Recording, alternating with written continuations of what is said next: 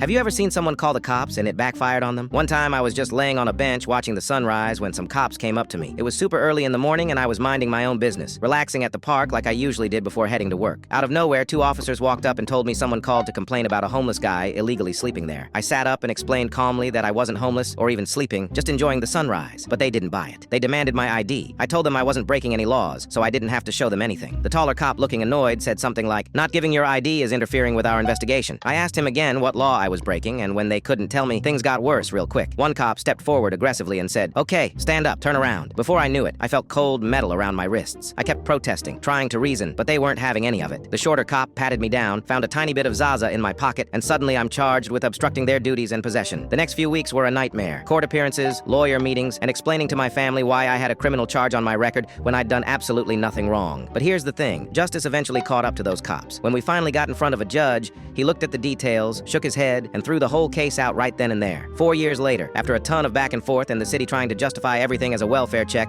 it all came crumbling down on them. I won my lawsuit against the city and walked away with $50,000. I sometimes wonder about whoever called the cops that morning. Bet they never expected their little phone call would cost the city 50 grand.